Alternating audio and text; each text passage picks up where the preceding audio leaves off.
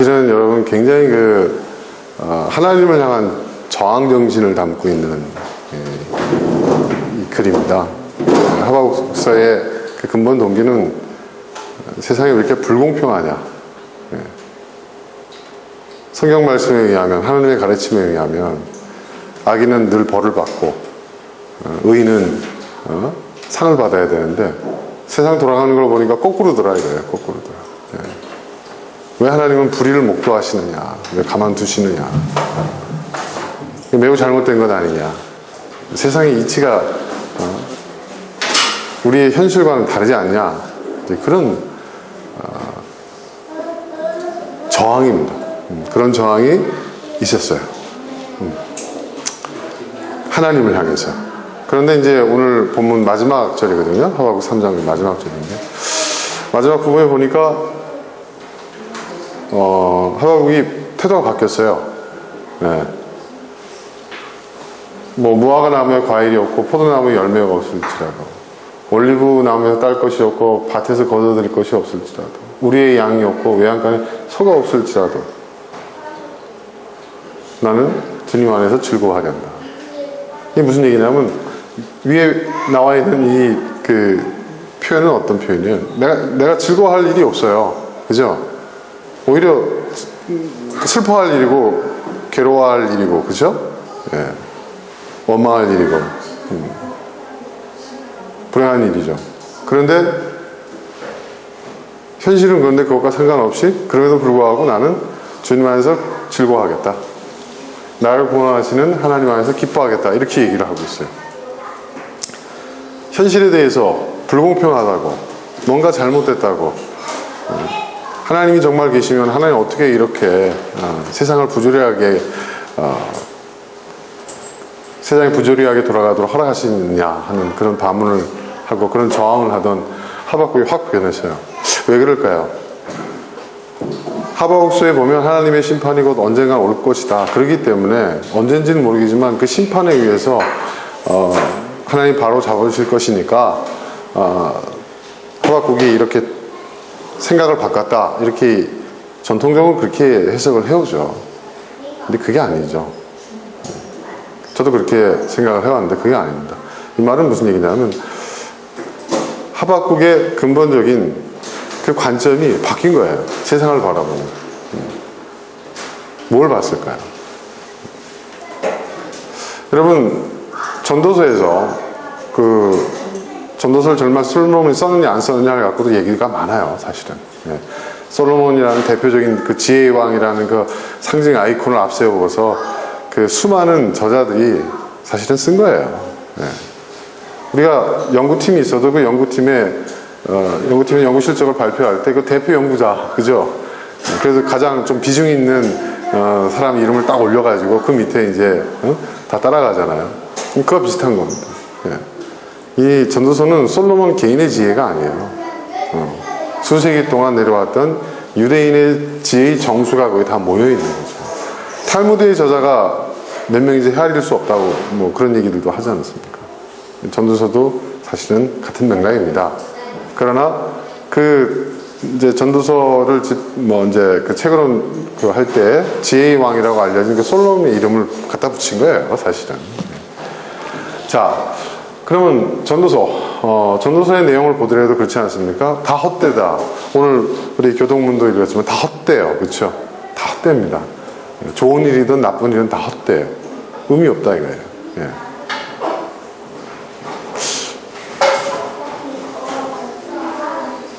그 뭘 의미하는 걸까요? 무슨 얘기를 하는 걸까요? 욥기서를 봐도 그렇습니다. 이거 욥기서도 그죠? 굉장한 허무주의가, 좋게 얘기하면 달관한 거고, 그죠? 이게 뭘 의미하는 걸까요? 우리가 이걸 좀 깊게 들여다볼 필요가 있습니다. 해 아래서 하는 모든 일들이 뭐예요? 새 것이 없다. 그런 얘기 하죠. 그리고 해 아래서 행하는 모든 일들이 다 헛되다. 그죠?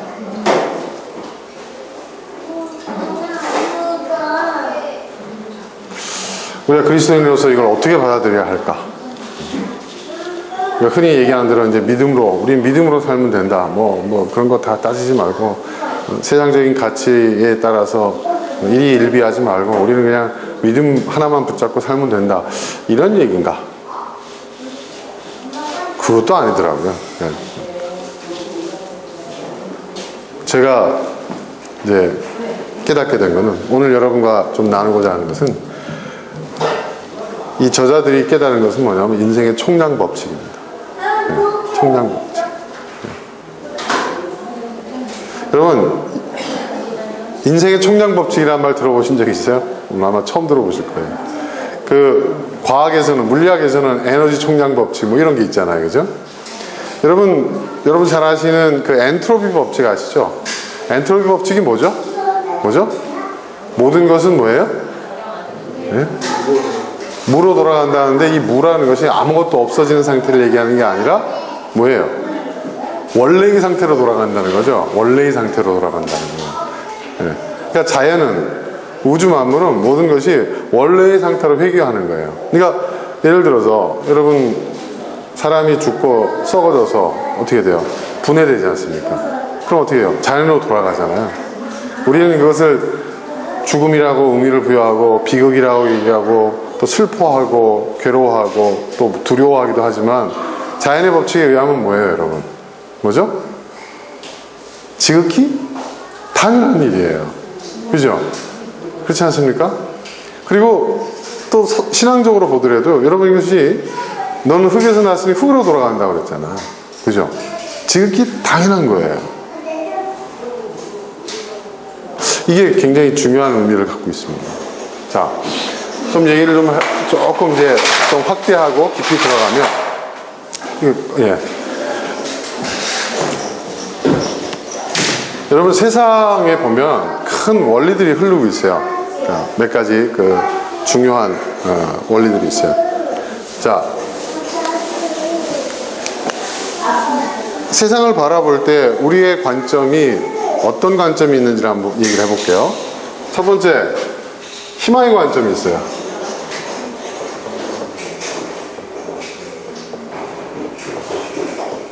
예를 들어서 세상이 이런 세상이었으면 좋겠다. 그죠? 이런 세상이 됐으면 좋겠다. 내가 세상에서 이렇게 살았으면 좋겠다. 다 희망, 혹. 그죠? 내가 바라는, 내가 희망하는, 내가 기대하는 그러한 관점이 있어요. 그 다음 또 어떤 관점이 있죠, 여러분? 당위의 관점이라는 게 있어요. 당위의 관점. 당위라는 것은 뭐죠, 여러분? 해야만 하는 관점. 세상은 마땅히 이렇게 돌아가야 해. 그죠? 어? 이렇게 해야 해. 아버지는 이렇게 해야 되고, 자식은 이렇게 해야 되고, 그죠? 예. 공무원은 이렇게 해야 되고, 선생님은 이렇게 해야 되고, 학생은 이렇게 해야 되고, 엄마는 이렇게 해야 되고. 그렇죠? 여러분, 당위의 관점이라는 게 있어요. 당위의 관점. 이건 호피고 이거는 뭐라고 해야 할까요? 당위니까 뭐죠? 머스트라고 해야 되겠죠. 그 다음에 또 다른 관점이 있어요. 좋게 표현을 해서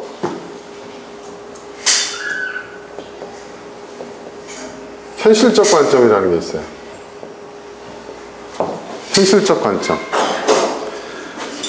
현실적 관점이라는 것은 어떤 것인가? 어떤 것일까요, 여러분? 그냥 있는 그대로. 그죠? 이건 도덕적 어떤 잣대가 아니에요. 이건 그냥 무조건 뭐예요? 그냥 있는 그대로예요. 자, 여러분. 지금 북미 간에 엄청난 설전이 오가고 있어요. 북미 간에 지금 일촉즉발의 어떤 그 상황에 지금 가 있거든요. 자, 그런데 재밌는 것이 있어요. 저도 이제 약간 좌파적 성향을 갖고 있는, 사실 좀 많이 갖고 있죠. 좌파적 성향을 갖고 있는데, 이 북미 핵 문제를 해결하는 데 있어서 이 진보적 진영에서 하는 얘기와 보수적 진영에서 하는 이야기를 들어보세요. 자, 누가 더 현실적일까요? 누가 더 현실적일 것 같아요? 아니죠. 좌파는 당위와 희망에 대한 관점에서 얘기를 해요. 이 땅에서는 누구도 전쟁을 일으킬 수 없어. 우리가 주권국가야. 우리의 동의 없으면 전쟁이 일어날 수 없어. 전쟁에 동의하지 않는다. 이거 누가 얘기하고 있어요? 진보가 얘기하고 있어요. 근데 미국이라는 나라는요, 주권 국가의 동의를 구하고 전쟁을 일으킨 적이 단 한 번도 없어요. 그러니까 북한이 문제가 아니라요, 지금. 진보 진영, 그러니까 보수 진영에서 좀 의식이 깨어 있는 사람들, 좀 대화가 될 만한 사람들이 주장하고 있는 바가 뭐냐면 북한이 문제가 아니라는 거예요. 북한은 늘 그래왔다는 거예요. 앞으로도 그럴 거라는 거예요. 문제는 미국이 문제라는 거예요. 왜? 미국이라는 나라는 단 한 번도 주권 국가, 상대 국가의 주권을 그 동의를 구하고 전쟁을 일으킨 적이 없는 나라라는 거예요. 일단 저질러 놓고, 예? 국제사회의 동의와 명분을 쌓아왔던 그런 나라라는 거예요. 그 대표적인 전쟁이 뭐예요? 아프간 전쟁, 베트남 전쟁, 그렇지 않습니까? 그죠?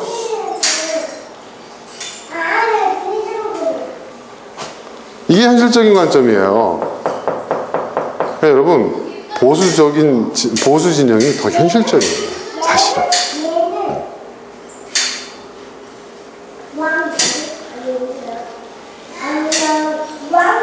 그러니까 이 심각성이 여기에 있는 거예요.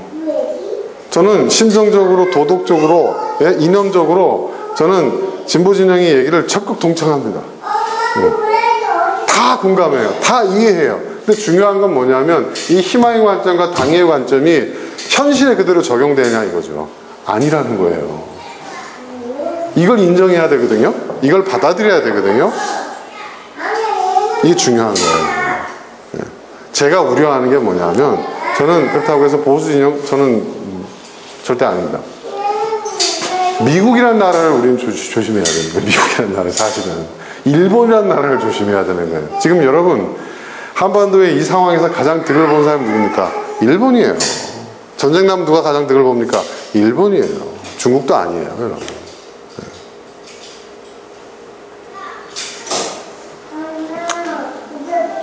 그러니까 지금 하나의 예를 든 겁니다. 이제 우리가 세상을 바라볼 때, 인생을 바라볼 때 이러한 관점의 충돌들이 있어요.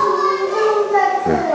사실은 당위가 맨 위에 올라가야 되고 그 다음에 희망이고 그 다음에 현실적 관점 이렇게 세 가지가 있어요. 하박국은 어떤 관점에서 바라봤습니까? 욥이 어떤 관점에서 세상을 바라봤습니까? 당위죠. 그죠? 당위의 관점이었어요. 네. 왜 현실과 다르냐 이거죠. 그러면 이 당위와 현실의 관점에 끼어드는 게 희망의 관점인데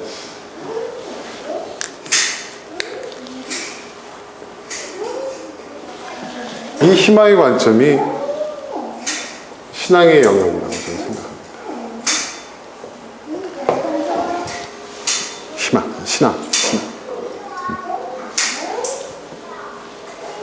그리고 이 희망의 관점, 근데 중요한 것이 있어요. 여러분, 이 희망의 관점, 당위의 관점, 현실적 관점이 있는데요. 세상을 그냥 가만 놔두게 되면 어떻게 될까요, 여러분? 물리 이론상 세상을 가만두면요, 현실대로 그냥 둬버리면 어떻게 될까요, 여러분? 없어져요. 엔트로피 법칙, 엔트로피. 여러분, 엔트로피 법칙이라는 것이 이게 물리과학의 정설이에요, 이거는. 네, 이거는, 변하지 않는. 왜냐하면 모든 것은 어떻게 해요? 무로 돌아가는 거예요. 사람이 흙으로 돌아가는 거예요. 무라는 거 없어져서 없어진다는 얘기가 아닙니다. 이건 또 굉장히 그 동양 철학적인 그 의미가 있어요. 이 엔트로피라는 게. 여러분, 동양 철학에서 없다라는 것을 뜻하고 있는 영어에서 여러분 무는 어떻게 표현돼야 됩니까? 무. 영어에서 무. 없을 무. 어떻게 표현돼야 될까요?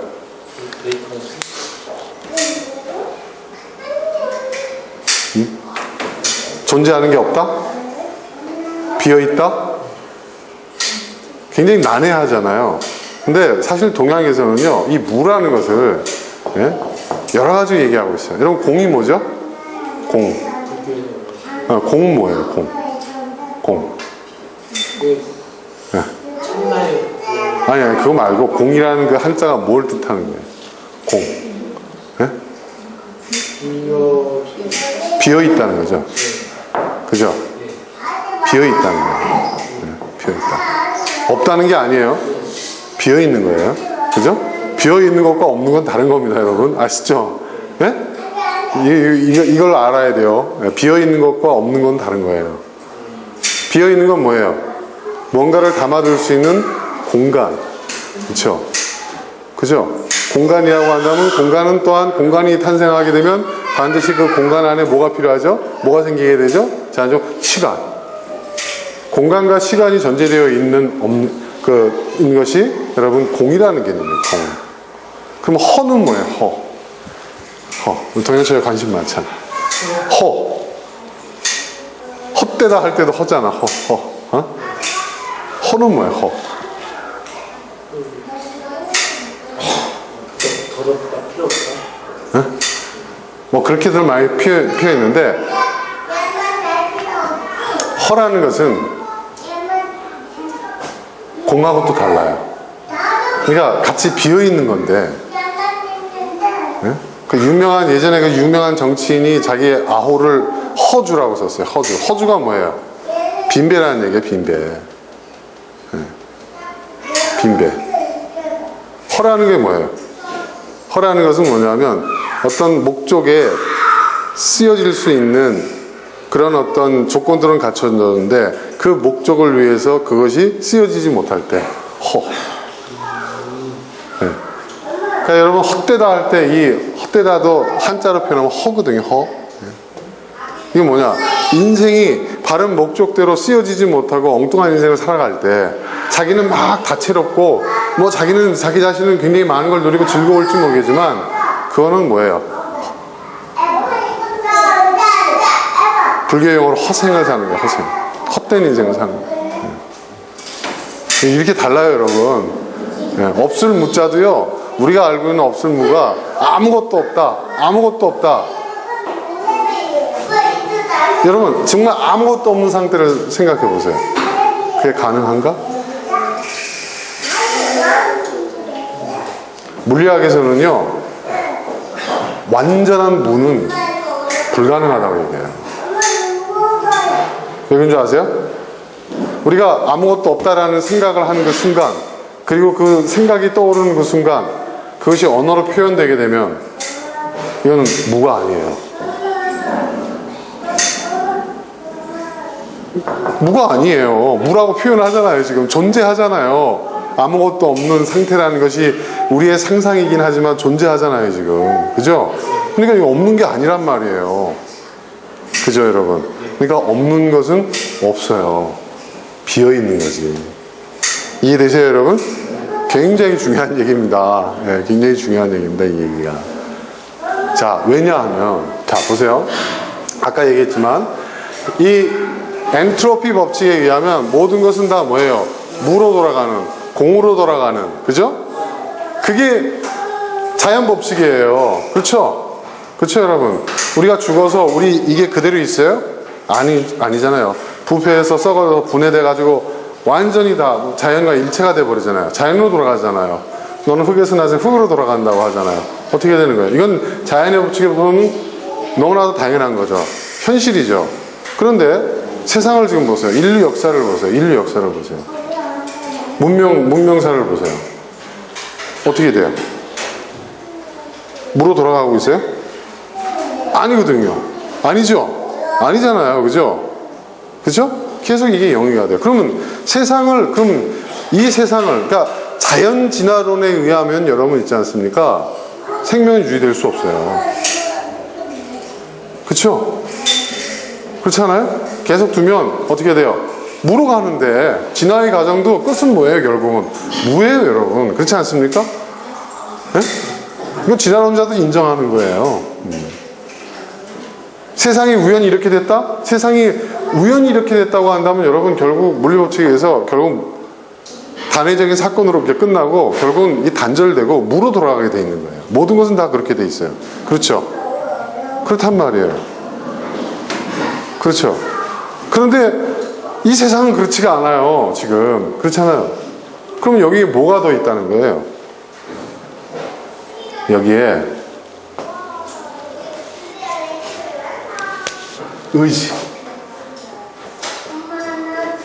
의지라는 게 있어요. 의지.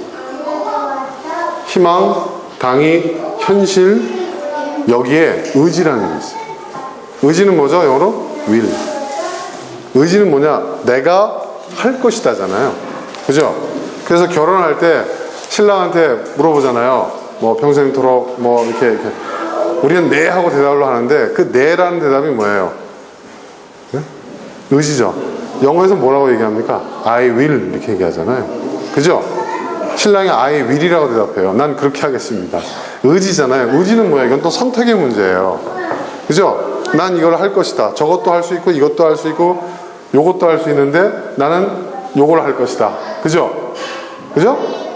내가 세상에 수많은 여자들이 있는데 내가 오직 이 여자만 사랑할 것이다. I will 이렇게 얘기하는 거잖아요. 그죠? 그죠?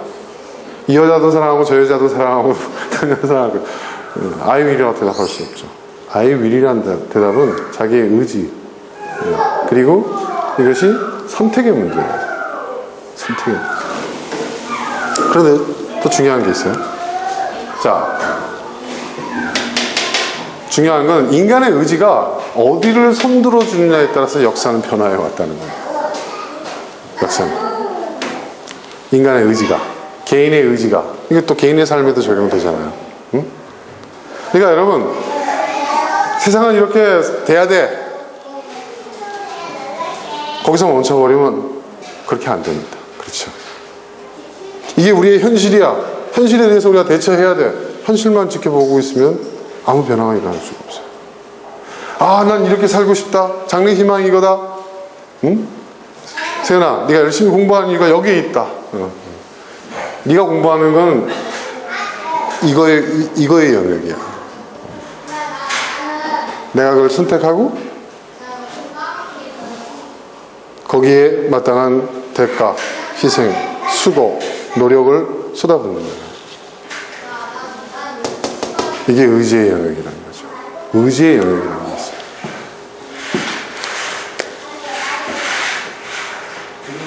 이 의지의 영역이 세상이 엔트로피 되지 않도록 계속 유지하게 되는 원동력이라는 겁니다. 이해되셨어요, 여러분? 자, 중요한 건 이제부터 얘기를 할게요. 자, 그러면 도대체 뭘 깨달은 걸까? 희망의 관점이고 신앙의 관점이죠. 당위 이렇게 해야만 한다. 도덕률이라든지 뭐 양심의 문제라든지 정의의 문제라든지 뭐 이런 차원에서 볼 때 세상은 이렇게 돼야 되는데 현실적으로 그렇게 안 돼. 반대로 가는 것 같아. 여기에 의문을 갖고 있었던 많은 사람들이 있었어요. 이것이 잘못됐다고 생각하는 많은 사람들이 있어요. 또 심지어 이것 때문에 신앙을 떠난 사람들도 제가 봤어요. 네. 그 개인은 제가 볼 때 전혀 도덕적인 삶을 살고 있지는 않은데 세상의 불의에 대한 하나님의 그 책임을 막 얘기하면서 그런 신은 없다. 나는 그런 허구적인 신을 믿을 수 없다. 모순된 신을 믿을 수 없다. 하는 사람들 똑똑한 사람들이 그렇게들 많이 하죠. 자, 그런데 욥도 그랬고 하박국도 그랬고 성경에 등장하는 사실은 그 믿음의 사람이라고 불리는 사람들 가운데서요, 여러분 성경을 보면 가장 삐딱한 관점에서 글을 남긴 이 선지자들, 예언가들 이런 사람들이 정말 위대한 신앙의 사람들이었고 가장 하나님을 향해서 아름다운 언어를 쏟아냈던 사람들이 사실은 제일 못된 짓을 하는 사람들이에요. 그 대표적인 인물 누구죠? 다윗, 솔로몬, 그죠? 네.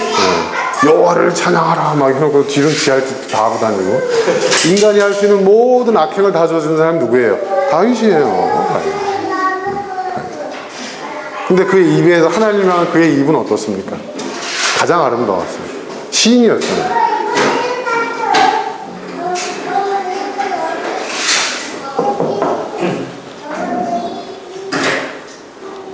다윗의 시를 보면요, 어떤 세상의 불의함과 어떤 이런 부분들에 대한 얘기가 없어요. 오로지 자기의 관심사. 그러니까 기복신앙의 원조가 사실 다윗입니다. 그러니까 다윗을 너무 좋아하지 마세요, 여러분. 네. 그 역사상에, 이스라엘 역사상에 등장하고 다윗, 성경에 보면 다윗하고 이스라엘 역사에 다니는 다윗 왕은 여러분 완전히 다릅니다. 성경은 완전 세종대왕 건축이 일어났잖아요. 근데 이스라엘 역사, 고대사, 고대 근동사에서 다윗 왕은요, 연산군을 방불케 하는 사람이에요. 실제 역사 속에서. 그렇습니다. 자, 아무튼, 자.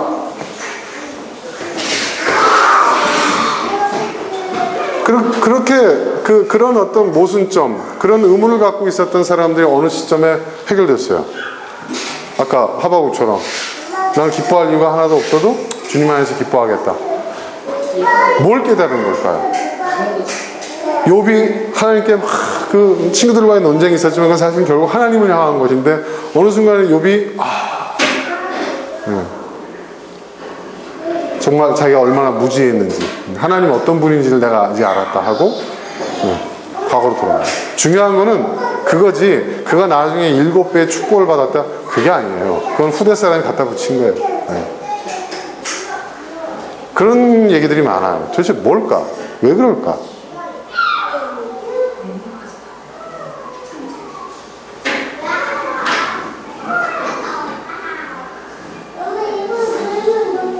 뭘까요? 중요한 얘기를 합니다. 제가 지금 말씀하고자 하는 말씀드리는 인생의 총량법칙. 여러분 에너지 총량법칙 많이 들어보셨죠? 에너지는 없어지지 않는다. 그 에너지 보존의 법칙이기도 하지만 에너지는 소모되는 만큼 어떻게 돼요? 또 다른 형태의 에너지로 어떻게 돼요? 전환되죠? 이해되시죠 여러분? 뭔 말인지 알죠? 우리 다 배웠잖아요 옛날에. 근데 인생도 똑같더라는 거예요. 인생도 똑같더라는 거예요. 자, 인생 사람마다 총량이라는 게 있어요.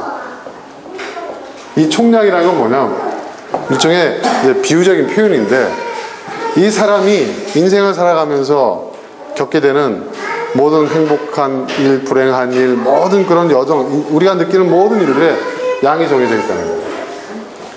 이 총량의 크기는 다를 수 있어요. 네. 어떤 사람이 이만큼 될 수 있고 어떤 사람이 이만큼 될 수 있지만 그러나 이 총량은 정해져 있다는 거예요. 그러니까 예를 들어서 이 총량이라는 건 뭐예요? 여러분 자연계의 총량이 가장 완벽한 형태가 뭐예요? 자연계의 에너지나 물질이나 모든 총량이 가장 완벽한 상태가 뭐예요? 무죠. 그렇죠? 모든 것이 엔트로피로 돌아간 상태. 한쪽에 쏠리지 않고 모든 것이 다 완벽하게, 네? 그죠? 평준화되어 있는 상태가 엔트로피 아니에요? 그죠? 맞죠? 맞아요, 여러분. 과학적으로도 얘기하더라도. 완전한 평화입니다. 그러니까 여러분, 사실 말해서 인간의 죽음이 완전한 평화예요. 우리의 입장과 완전히 다르죠? 근데 총량의 법칙도 마찬가지예요, 여러분.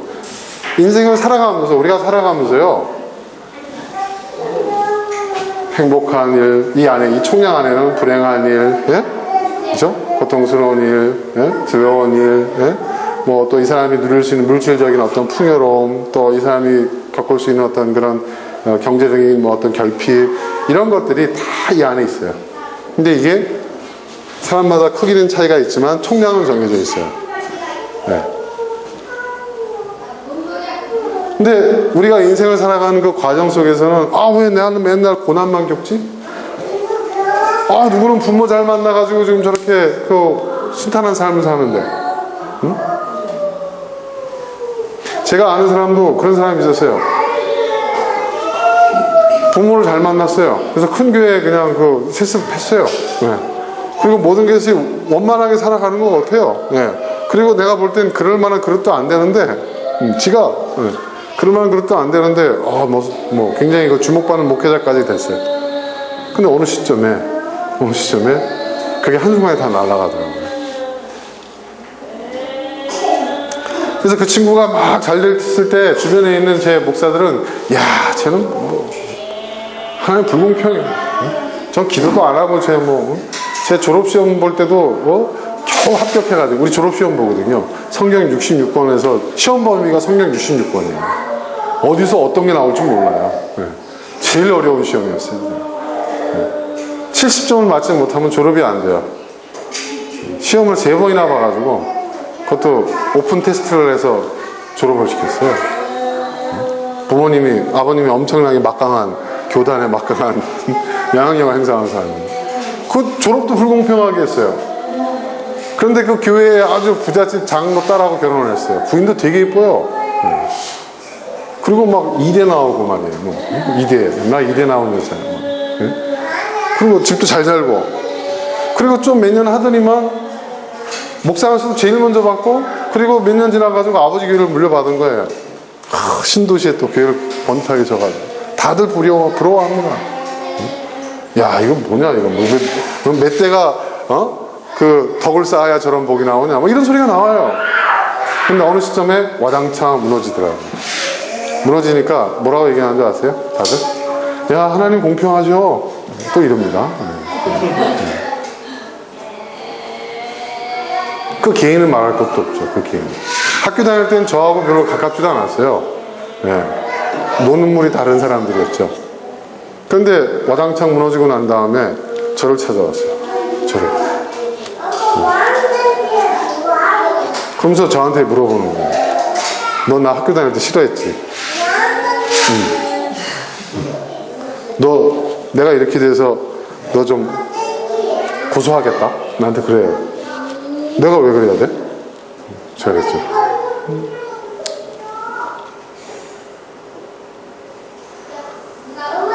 그래, 너는 그럴 줄 알았어. 너는 내가 잘 되는 것에 대해서도 무덤덤했고, 내가 이렇게 잘못돼도 무덤덤할 거라고 생각을 했어. 저한테 제 친구가 한 얘기였어요, 그 당시.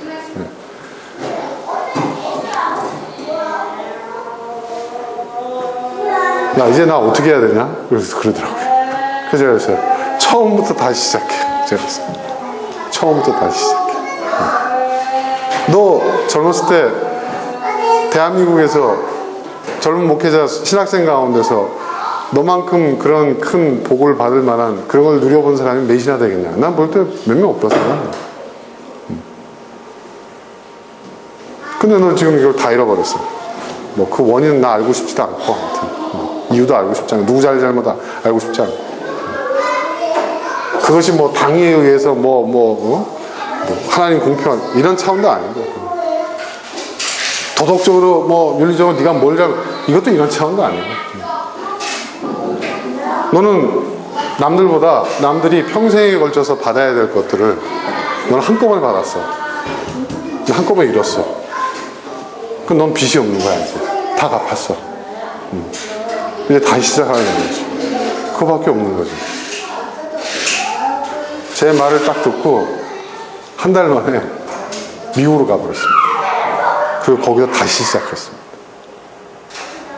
이게 저와 가장 최근에 저에게 있었던 일입니다.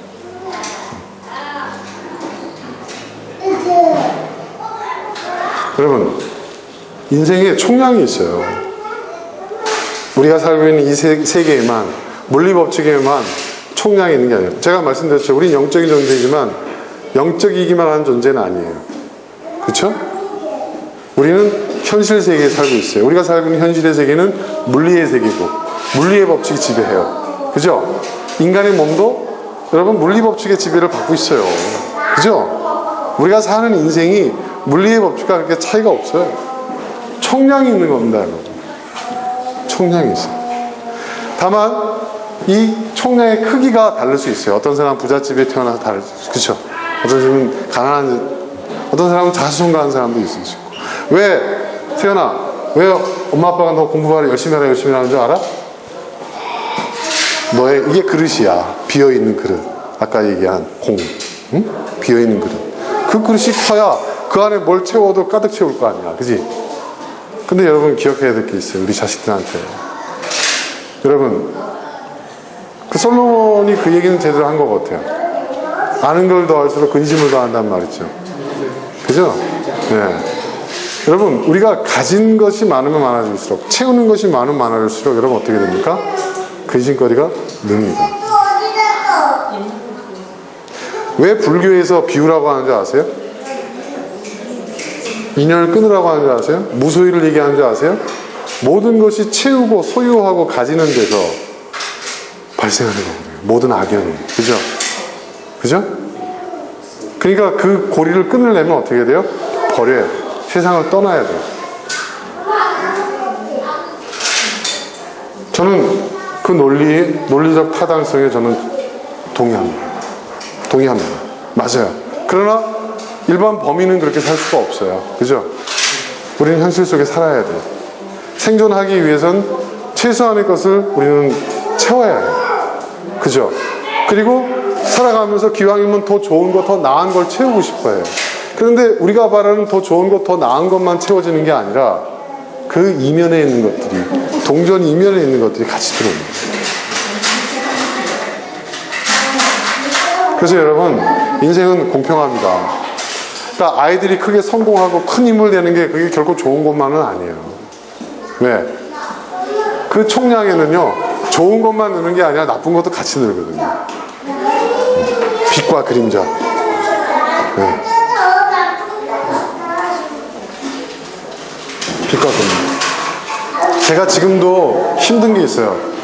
힘든 게 뭐냐면, 지금 이 세월이 꽤 흘렀기 때문에 이젠 그칠만한데도 여전히 간혹 저를 알아보는 사람들이 있어요. 목사님이시죠? 어떻게 아시지? 저 언젠가 몇 년 전인가 수년 전에 신문에서 봤어요. 인터넷에서 검색해봤어요. 지금도 제가 제일 괴로운 게 뭔지 아세요? 어디 거래처 방문하고 딱 오면은 나중에 전화가 꼭 와요. 목사님이셨어요? 네? 어떻게 아셨어요? 제 이름을 인터넷 딱 쳐보니까 다 뜨더래요. 네. 아니 목사님이 왜 옛날에는 이렇게 이름이 널리 알려지면은 또 좋은 점도 있었어요. 뭐 이제서 고백인데 한 번 제가 교통법규를 딱 위반을 했어요. 잡혔어요. 근데 딱 그 경관이 저를 딱 보더니 혹시 윤선준 목사님 아니시면 아니 어떻게 하세요? 제가 어저께 한겨레 신문에서 봤습니다. 이러는 거예요. 목사님 운전 조심하십시오. 보내주더라고요. 그래서 이야 이게 야 이런 맛의 사람들이 유명해지나 보다. 식당을 갔어요. 식당을 갔더니 그 식당 사장님이 권사님이신데 어느 교회 권사님인데 그 교회가 문제가 많아요. 절 딱 보더니 이런 주의 종은 정말 하나님의 종이라고 하면서 저랑 같이 갔던 목사님들 6분이서 거기서 우리 갈비탕 먹고 나오려고 했는데 갈비구이를 대접을 해줬어요. 진짜 그냥 그러더니 성경책을 딱 들고 오더니 목사님 여기다 사인해 주세요. 기분이 이상하더라고요. 야 이게 연예인 협찬이라는 건가 이런 게. 오래전 얘기입니다. 이제 다 지난 얘기니까 제가 이제 와서 하는 겁니다. 그런데 여러분 불편한 것도 한두 가지가 아니었어요. 그때는 좋았는데요. 지금 제가 그 대가를 치르나 봐요. 야 목사님 출신이신데 뭐 이 계약 조건을 조금 더 어떻게 하면 목사님이 너무 욕심 부리시는 거 아닌가 뭐 이런 얘기를 막 해요. 공평해요. 그때 얻은 게 있으면 네? 여러분 얻는 것과 잃는 것은요 우리가 알 수가 없어요. 지금 얻을 수 있어요. 지금 잃을 수 있어요. 하지만 결국 어떻게 돼요? 네? 총량의 법칙에 의해서 내려놓게 돼 있는 거예요. 예전에 제 친구가 진짜 절세 미인을 부인으로 얻었어요. 정말 남자들이 볼 때 야 정말 미인이다 할 정도의 대단한 미인이었어요. 스튜디오스 출신이고요. 다들 부러워했어요. 그 친구도 잘생겼어요. 근데 결혼을 딱 하고 난 다음에 이 친구가 밖을 못 나와요. 농담이 아닙니다. 진짜 그랬습니다. 맨날 전화하고 부인이 있는지 없는지. 그래서 스튜디오스니까 비행기 타고 다녀야 되잖아요. 그러면 막 기도를 하는 거예요. 열심히 기도하는 거예요. 그래서 너 요즘 고민 있냐? 부인을 위해서 기도한대요. 부인을 지키기 위해서 기도하는데요. 근데 그 친구가 굉장히 참 훌륭한 목회자가 될 만한 자질가 있는 친구인데 자기의 모든 에너지를 다 부인한테 쏟는 거예요. 한 번은요 이런 일도 있었어요. 부인이 연락이 끊긴 거예요. 홍콩에서. 네. 이 친구가 홍콩 밤 비행기를 타고 갔어요. 가서 부인이 어디 있는지도 모르고 찾는 거예요. 공항에서. 10년도 더 된 얘기인데 그때 그랬어요. 근데 결국 어떻게 되냐 이혼했어요. 왜 이혼한 줄 아세요? 자기가 감당을 못하겠다는 거예요. 자기의 인생을 살 수가 없다는 거예요. 그래서 둘이 이혼했어요. 합의 이혼했어요, 진짜. 그러더니 이 친구가 또 목회를 잘해요, 지금. 굉장히 잘해요. 네. 그래서 저한테 우스갯소리로 이제 친구들 모였을 때 그런 얘기를 하더라고요. 이쁜 부인 얻는 게 복인 줄 알았더니 아니더라고요. 해요.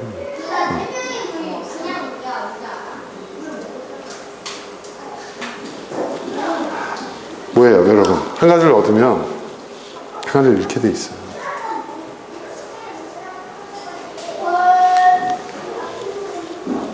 하박국이 본 게 뭘까요? 전 이걸 봤다고 생각합니다. 욥이 본 게 뭘까요? 이걸 본 거예요. 이걸 본 거예요. 여러분, 우리는 인생을 살아가면서 이 총량을 늘리는 게 복이라고 생각해요. 그렇지 않습니다. 그렇지 않습니다. 전도서에 보면 그 얘기가 나오잖아요. 예? 해 아래 모든 것이 헛되고 헛되니 어떻게 하라고요? 어떻게 해요? 그냥 맛있는 거 먹고 하루하루 건강하게 살고 즐겁게 살고 너 부인과 너가 사랑하는 부인과 사는 날을 즐겨라. 이것이 너의 분복이다. 이런 얘기 하잖아요. 분복이 뭐예요? 이거예요, 이거. 너에게 주어진 목. 소박한 삶 속에서 진정한 행복이 있다. 그 얘기를 하고 있는 거예요. 누가 그런 얘기 했어요? 솔로몬이. 예? 솔로몬으로 대표되고 있는 인생의 빅맨들이 그런 얘기를 하는 거예요. 빅피쉬가 그런 소리를 하는 거예요. 우리는요, 이걸 늘리지 못해서, 이걸 채우지 못해서 우리는 불행하다고 생각을 해요. 근데 그렇지 않다는 거죠. 근데 제가 또 가만히 보니까요, 이 양심의 문제, 도덕의 문제, 정의의 문제도 똑같더라고요. 사실 하박국이 보고 있었던 것이 바로 정의의 문제 아니었어요? 나중 걸 보니까, 그러니까 언젠지는 모르지만 어떻게 돼요? 하나님이 심판하신다. 그 말을 듣고 이제 생각이 바뀌었거든요. 왜 바뀌었냐면, 시기가 중요한 게 아니라 결국 뭐냐, 지금 악인이 잘 되는 건 없지만 그 악인의 잘됨이 영원하지 않다는 걸 안 거예요. 그리고 그 대가를 반드시 치른다는 것을 하박국이 안 거예요. 그러면 좋다. 그러면 나는 해결됐다는 거예요. 우리의 인생도 마찬가지입니다. 그래서 이런 속담 있잖아요. 옛날에 뭐라고 얘기합니까? 고생은 뭐예요? 젊어서 해라 그런 게 있잖아요. 왜 젊어서 고생하라고 할까요? 젊었을 때 탄탄한 길로만 가고 고생 안 하고 순탄하게 살면 어떻게 돼요? 그 고생이 뭐예요? 나중에 한꺼번에 몰려온다는 거예요. 숙제처럼 몰려온다는 거예요. 나이 들어서 고생하는 것보다 젊어서 고생하는 게 낫지 않냐 이거예요. 고생을 많이 했어요. 근데 여러분, 고생을 많이 한 사람이 나중에 이렇게 한번 보세요. 시간이 흐를수록 그죠? 덜 고생해요. 그것도 고생의 총량을 다 치른 거예요. 뭐 우리가 얘기할 때는 뭐 젊었을 때 고생했기 때문에 그렇다. 아니, 그건 또 다른 차원의 문제. 그건 뭐냐면, 우리가 지금 얘기하려고 하는 건 뭔지 알아요? 이 젊은 세대들이 지금 고생하잖아요. 네? 이 젊은 세대들에게 돌아가야 할 몫을 기성세대가 가져가 버리니까 젊은 세대들이 그것도 총량인 거예요. 그것도 총량인 거예요. 여러분, 자본주의 시장의 문제가 뭐냐면, 그게 문제예요. 뭐냐면, 우리는 땡겨와서 쓸 수 있게 됐어요. 이 금융이라는 희한한 걸 이 자본주의가 만들어내가지고요, 미래의 부를 현재 누릴 수가 있어요. 이 금융이 이게 기가 막힌 게 그거거든요. 사람들은 이게 획기적인 발견이라고 했지만, 지금 어떻게 돼요? 지금 우리가 쓰고 있는 게요, 미래 세대들의 것을 다 쓰고 있는 거예요. 무슨 얘기인지 아시죠? 요즘 여러분 핵 폐기 문제 있잖아요. 핵 발전소 폐기 문제도. 여러분, 그 폐기물이 나오면 그 폐기물은 우리의 문제입니까? 미래 세대의 문제입니까? 미래 세대의 문제예요. 아, 그거 상관없어. 지금 당장 우린 전력이 급해. 이걸로 공장 돌려야 되고, 이거를 우리가 써야 되고, 이거로 우리가 돈 벌어야 돼. 이 논리잖아요. 지금 보수진영에서 얘기하는 게. 보수주의자들은요, 현실적 관점이에요. 이 사람들. 당장. 지금 당장. 근데 여러분, 보수주의자들이 하자는 대로 하게 되잖아요. 그럼 어떻게 될까요? 세상의 엔트로피 현상은 빨라져요. 그렇잖아요? 그렇지 않습니까? 그렇죠? 이 희망의 관점, 당위의 관점을 갖고 있는 사람들이 이 의지의 영역을 움직인단 말이에요. 그죠? 세상은 이렇게 바뀌어야만 해. 이렇게 돼야만 해. 정의가 실현돼야 돼. 그런 의지에 의해서 세상이 유지가 되는 거니까. 보수주의자는 뭐예요? 누리는 거예요. 솔직히 말해서. 성경에 나와 있는 누굽니까? 사두개파가 딱 그거 아닙니까? 사두개파가 우리가 이 시대에 제가 볼 때 가장 성공할 수 있는 사람들이에요. 그 시대도 마찬가지였어요. 사실은. 누가 지배하던, 로마가 지배하던, 누가 지배하던 사두개파는 계속 자기네들 지위를 유지했으니까. 사실은 바리새파가 우리는 굉장히 보수주의자로 알고 있잖아요. 아닙니다. 바리새파가 이 당의 관점에서 사는 거예요. 율법주의자. 여러분, 율법주의자가, 우리는 율법주의 하니까 보수주의를 생각하잖아요. 아니에요. 그 사람들이 당이, 머스트, 그 시대의 가장 좌파 지식인들이었어요. 바리새인들 사실. 근데 재밌죠? 사두개파와 바리새파도 아닌 제3의 길을 가신 거예요. 예수님이. 그게 희망의 관점, 제3의 길. 이게 신앙의 영역. 자, 여러분. 자, 이제 정리를 하겠습니다.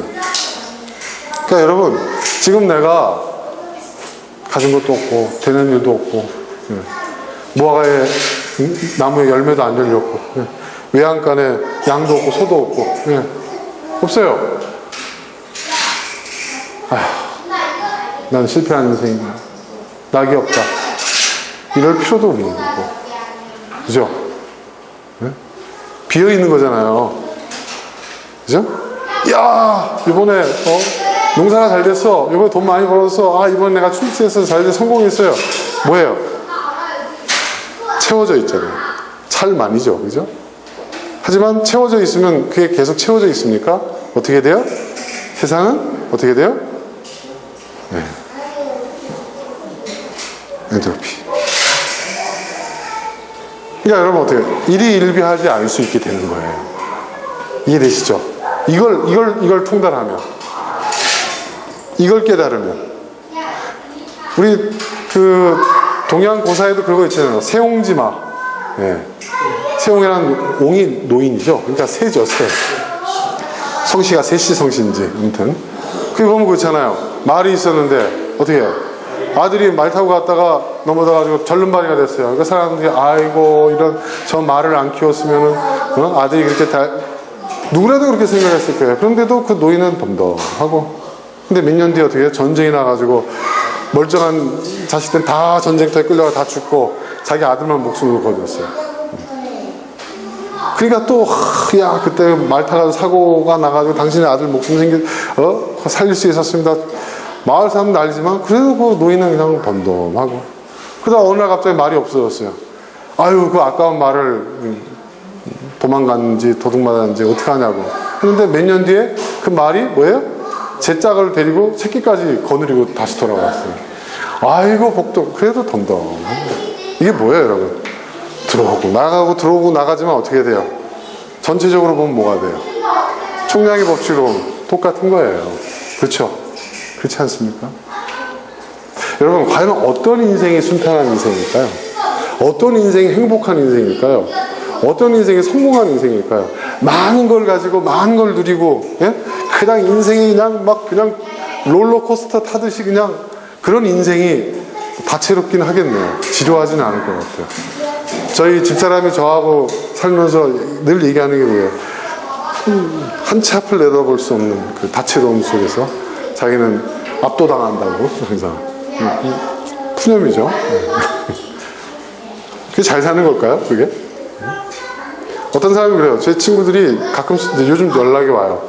야, 윤 목사, 자네가 너무 부러워. 지금 있지 않습니까, 여러분? 교회도요, 자리가 없어요. 제 목회자에서 가장 지금 50대부터 가장 활동을 많이 하는 시기거든요. 갈 데가 없어요. 발붙일 곳이 없어요. 또 어디 신도시 가서 교회 짓는다고 해가지고 막 은행에서 막 그 빚내가지고 교회 짓다가 파산해가지고 빚더미에 앉은 목사들도 많습니다. 교회에서 쫓겨난 목사들. 제 동기들 중에서 태반이 그래요. 전화가 와요. 야, 너무 좋다. 좋아할 것도 없어요. 좋아할 것도. 저도 제 미래를 알 수가 없어요. 그죠? 좋아할 것도 아니고 슬퍼할 것도 아니고 왜? 결국 모든 것이 다 공평해요. 세상은 공평해요. 그러니까 인생의 총량 법칙이에요. 그러니까 여러분, 그럼 우리가 이 현실을 우리가 어떻게 받아들여요? 자, 지금 힘드세요? 지금 돈도 없고, 지금 막 애들이 속색이고, 하는 일도 잘 안 되고, 미래가 캄캄해요? 그럼 어떻게 생각하셔야 돼요, 여러분? 그렇지 뭐. 그걸 가지고 여러분 괴로워하지 마세요. 올리브 나무에 열매가 열리지 않았다. 외양간에 소가 없다. 여러분 그거 갖고 너무 많아요. 요즘 너무 잘 되세요? 응? 원하는 뭐 결과물이 생기고 뭐 주머니 두둑해지고 좋으세요? 그렇다고 목에 너무 힘주지 마세요. 언젠가는 비어집니다. 그러니까 인생이라는 게 뭘까? 제가 가만히 생각해 보니까 이 총량의 법칙을 따져서 제가 가만히 생각해 인생은요, 여러분, 그릇이에요. 그릇이에요. 그러니까 우리는 이 그릇의 내용물이 우리의 인생이라고 생각하는데 그게 아니라 이거는 들어왔다 나갔다 채워지기도 하다가 비워지기도 하는 거고요. 이게 우리의 인생이에요. 네. 네? 네. 오늘 설교에 복음이 부족하니까 우리 정호가 확실하게 복음 메시지를 한번 딱 찔러줬습니다. 그게 복음의 핵심입니다. 자, 이겁니다.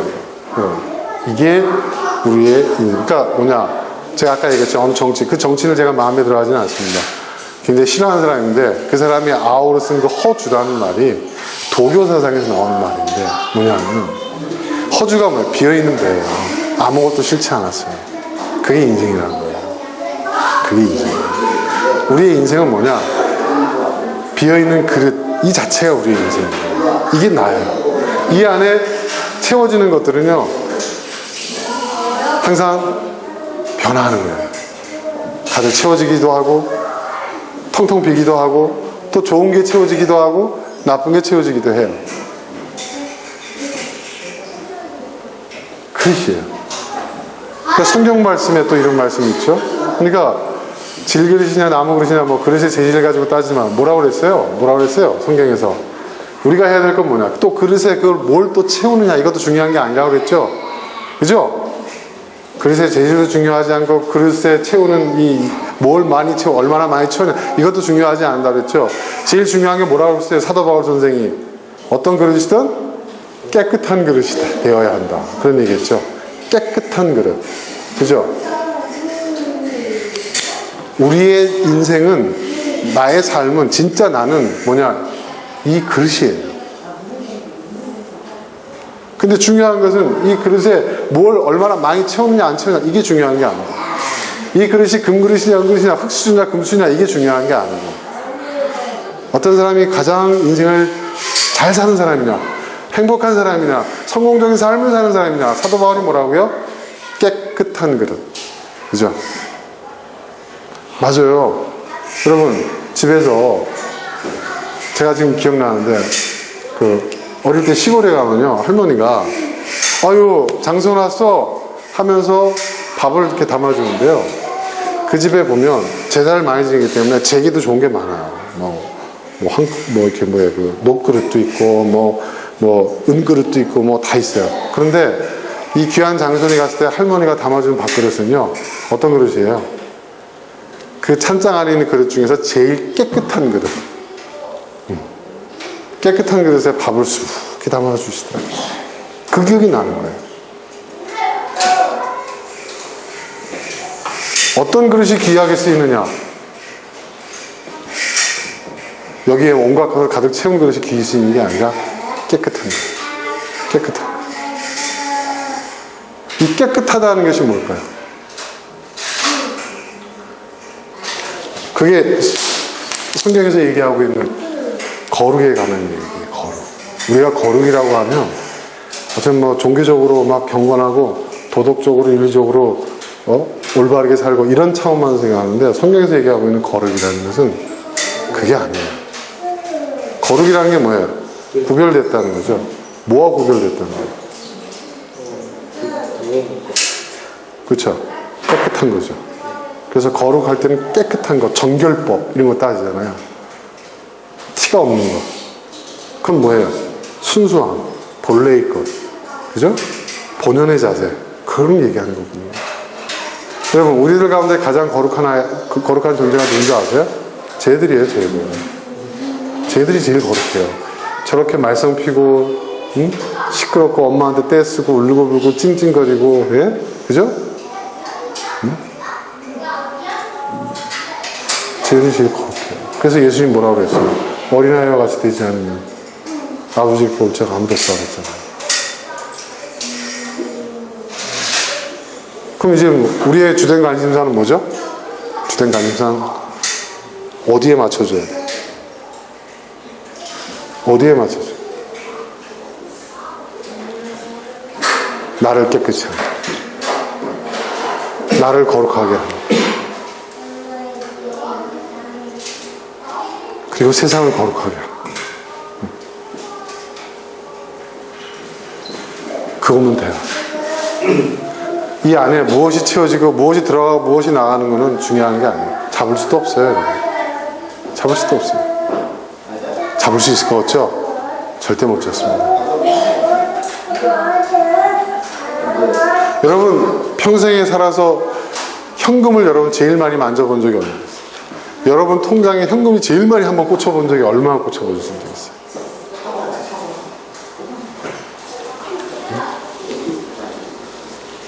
저는 30억이 넘는 돈이 제 통장에 딱 꽂힌 적이 있어요. 그 꽂힌 거 내 통장 안에 있는 그 기간만큼 제 마음대로 할 수 있었어요. 현금, 현찰로, 캐시로, 뭐 부동산 뭐 이런 거 말고.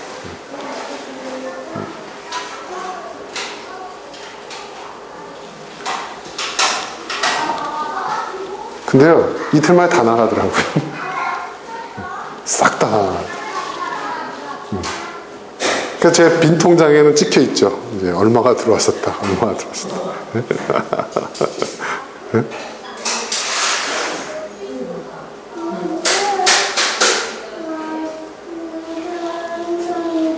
뭐예요? 저에게 남는 건 뭐예요? 그 빈 통장만 남은 거예요. 어떤 인생이 자유로운 인생일까요? 네? 자기 자신과는 그릇을 깨끗이 하고 정결케 하고 거룩하게 하는 그런 삶을 사는 사람이 자유한 사람일까요? 아니면 여기에 막 채우기 급급한 사람, 많이 채워야 더 자유로워지고 더 행복해질 거라고 믿는 사람이 더 행복한 사람일까요? 여러분, 결국은요 다 무로 가게 돼 있는 거예요.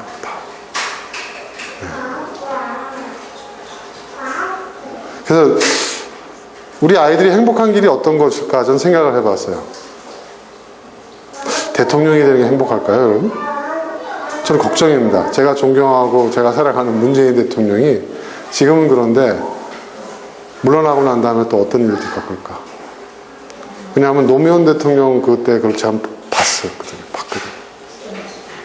또 그런 못된 짓을 한 사람 또 대가 치르잖아요, 지금 또. 앞으로도 치러야 되고. 엔트로피 법칙에 의해서 마땅히, 총량의 법칙에 의해서 마땅히 치러야죠.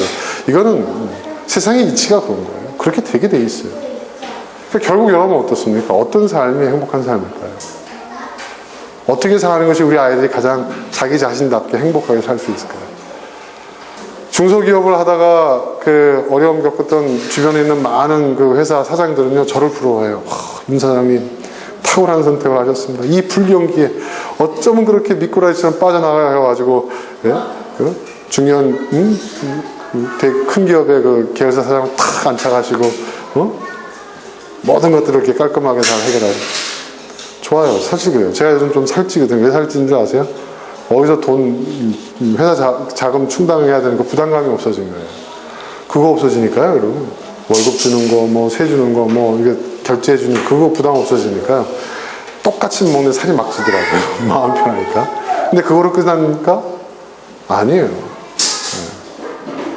한 달 딱 지났는데 제가 회장님께 전체 임원들 앞에서 8월달 실적 보고를 9월달에 했어요. 엄청 깨졌죠.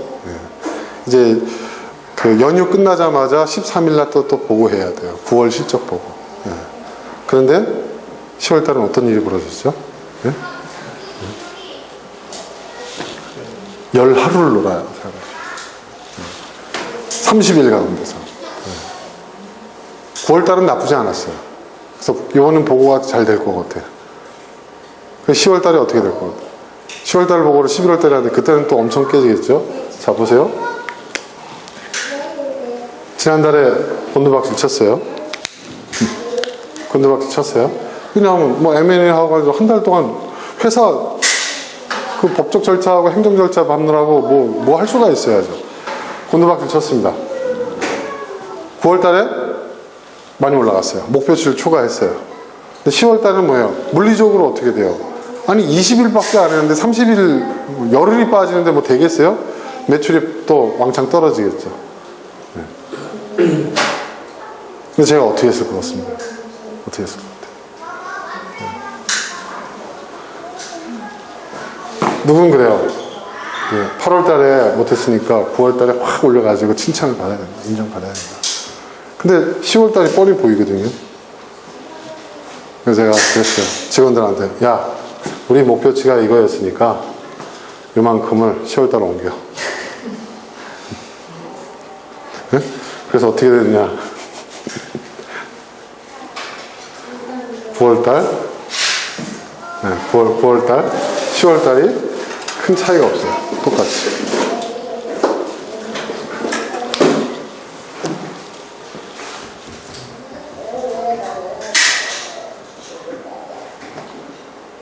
안 혼나려고 꽁꽁수를 쓴 게 아니라 이게 기업의 운영이에요. 전 이렇게 운영해 왔어요.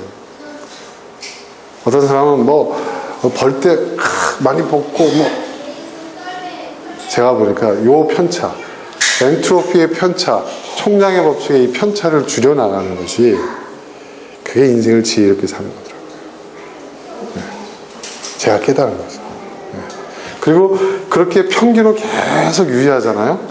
그 평균이 전체적으로 올라가더라고요. 그리고 기복이 점점 줄어요.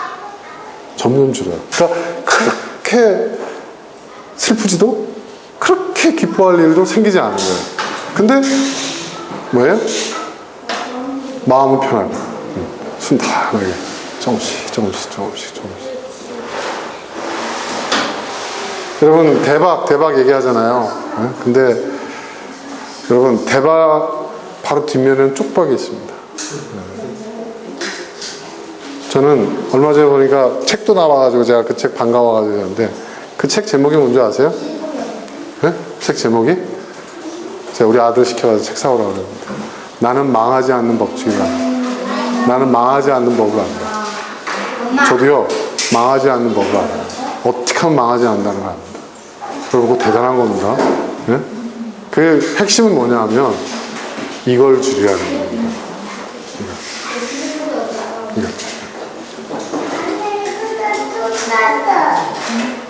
그러니까 아이들한테 항상 최선만 요구하지 마세요.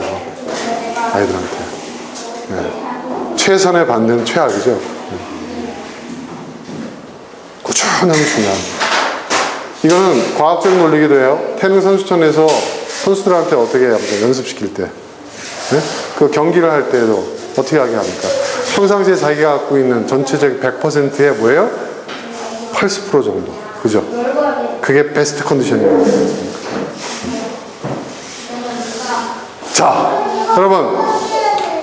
우리는 희망의 관점, 당위의 관점, 현실의 관점을 갖고 있습니다. 자, 우리가 여기서 어떤 관점을 갖고 그 관점에 우리의 의지를 투입할 것인가 중요합니다. 그러나 그거 못지않게 중요한 것은 뭐냐면 우리가 의지를 우리가 투입하더라도 우리가 기억해야 할 것은 뭐냐면 인생은 세상은 이 총량의 법칙이 지배하고 있다는 거예요. 그러니까 우리가 생각하는 만큼 세상이 그렇게 불공평하지도 또 공평하지도 않아요. 불공평하지도 않지만 그렇게 불공평하지도 않지만 또 그렇게 또 공평한 세상도 아니에요. 그 사이를 오고 가고 있는 것이 세상이에요.